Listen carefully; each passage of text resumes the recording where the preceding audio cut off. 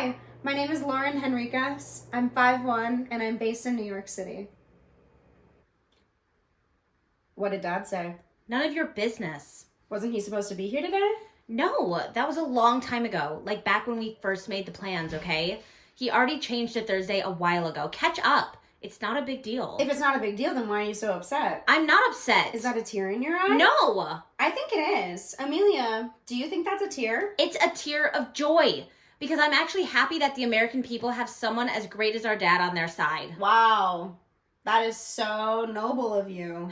I know you're being sarcastic, but actually, yes, it is. Because I get that Dad is just working really hard right now, something you obviously wouldn't know anything about, Darcy. Okay, fuck you. You don't know anything about how hard I've worked. I've worked hard every day of my whole life.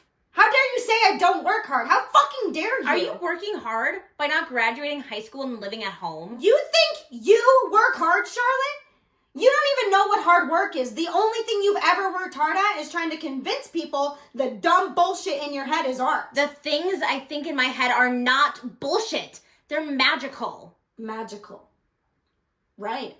Like, Dad is totally going to come when he says he's going, and he's going to love my performance, and then I'm going to get into the Institute, and everybody is suddenly going to realize how secretly really talented I am. Is that what you mean by magical?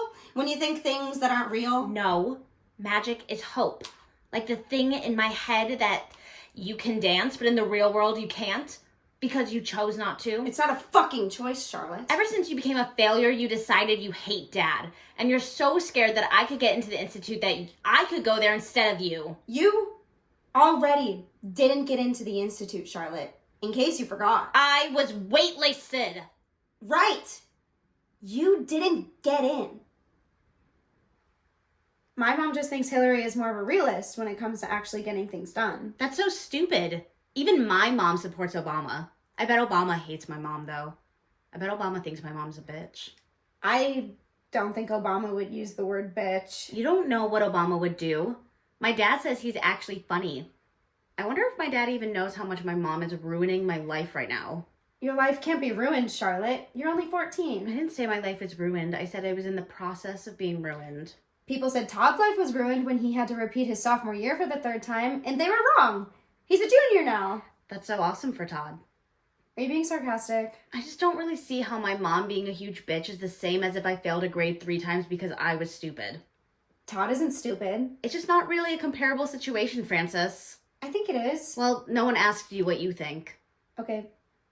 Sorry. It's fine. Anyway, what's new with you? Nothing really. I was thinking we should maybe start working on that science project since it's due Friday. Wait, that's due Friday? Are you sure? Yeah. You can just come over to my house after school or something and we can do it then. No, I can't. Why not? Because the arts festival is Friday. But today is Tuesday. I thought you already learned your piece and everything. Now I have to think of a completely new piece because my old one isn't good enough anymore. My dad's friend Brian from the Institute is coming, and Brian said if my performance is really, really good, if it's a miracle, he might take me off the wait list. Oh. Wow. Well, I know you really wanted to go there, so I understand why you're putting so much pressure on yourself to do something impossible, but I think maybe this is one of those things where you just have to say, oh well, I tried my hardest, I did everything I could, but I didn't get into the Institute. Too bad, and shrug it off. And no, it doesn't really reflect on you, because you're still awesome. Why don't you shove a tampon up your asshole? What? Why would I do can't that? believe you just said that. I can't believe you just said that. You know how I feel about tampons.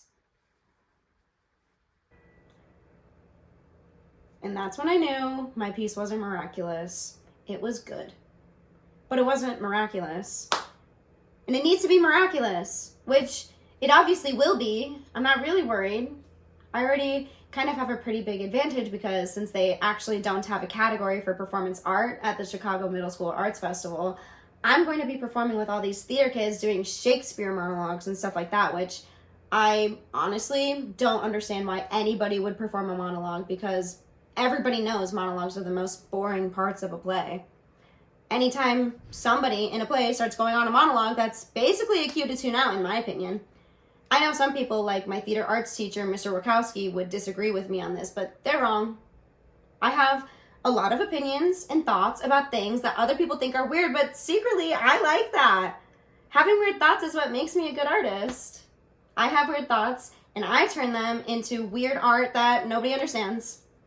I have a lot of weird thoughts that I'm not ready to talk about yet, but one day I'm going to reflect on them and turn them into really interesting art.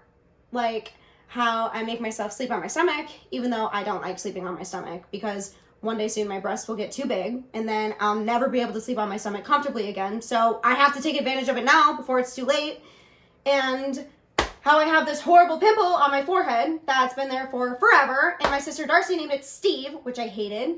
But now Steve is starting to go away, and it secretly makes me really sad, because if the pimple goes away, then it's kind of like Steve is dying.